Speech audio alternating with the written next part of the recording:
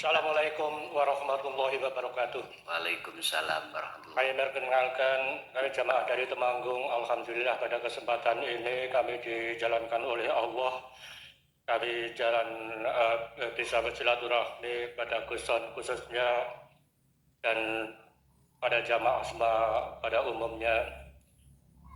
Kami jamaah dari Temanggung hanya akan bertanya Gus.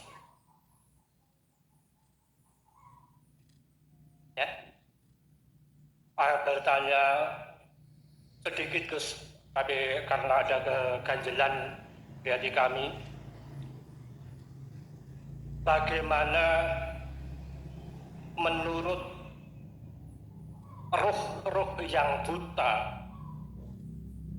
atau ruh yang tidak buta itu sudah jelas, tapi yang akan kami tanyakan, setelah ajal meninggal, ajal menjemput, ruh yang sudah tidak buta atau yang masih buta, kemana dan di mana tempatnya? Hanya itu aja yang kami tanyakan. Kami mohon pencerahannya, kurang lebihnya saya mohon maaf. Kami akhiri, wallahu a'lam bishawab. Wassalamualaikum warahmatullahi wabarakatuh. Waalaikumsalam warahmatullahi wabarakatuh. Saya jawab dari dua kacamata. Pertama, kacamata syariat, kedua hakikat. Ma huwa ar-ruhul a'ma wa ghairihi. Bagaimana keadaan atau kemana mereka itu setelah ajal itu menjemputnya, ruh itu kembali kemana antara yang hatinya buta dan tidak. Secara syariat sering kita dengarkan munculnya nama An-Nar dan munculnya nama Al-Jannah. Mungkin dalam bayangan kita pada saat itu, An-Nar itu kita itu disiksa, nah gitu nih, dibakar di dalam neraka berpuluh-puluh tahun. Al-Jannah, bayangan kita ketemu bidadari kita. Tiap hari, tiap saat enak-enak gitu. Pak Yun saya tidak mengingkari atas maksud apa di dalam kacamata syariat.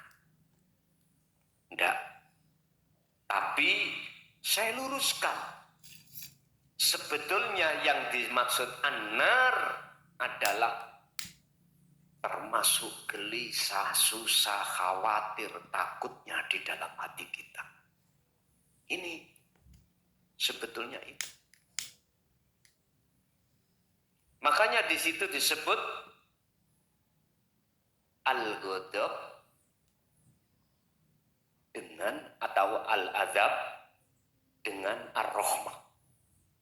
Rahmat, anugerah. Yang akma, yang buta berarti hati kita berlaku yang namanya takut, rasa gelisah, khawatir, dan lain sebagainya. Intinya hati ini gak ada kenyamanan. Yang tidak buta, kebalikannya. Hati terasa damai. Ingat, kedamaian hati yang sejati itu bukan diukur di dalam dunia kita mewah. Tapi kedamaian yang hakiki adalah ketika saat hati bertemu Allah. Dari pertanyaan kemanakah antara ruh yang buta dan ruh yang tidak buta? Sederhana jawabannya secara logika. Nanti habis pulang, yang kumpul ini kita bagi dua. Satu pulang dengan mata terpejam, satu pulang dengan mata yang tidak terpejam. Nanti habis itu kasih kabar saya. Itulah jawabannya. Itu jawabannya. Apakah yang buta bisa sampai wa inna ilaihi rajiun ke rahmat? Saya jamin tidak. Justru yang tidak buta inilah yang sampai pada tujuan. Apa sih tujuannya? Kembali. Asalnya dari Allah, kembali ke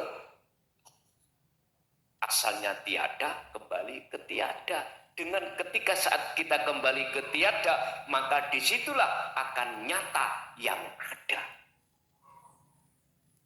Inilah letaknya kedamaian hati itu, Pak.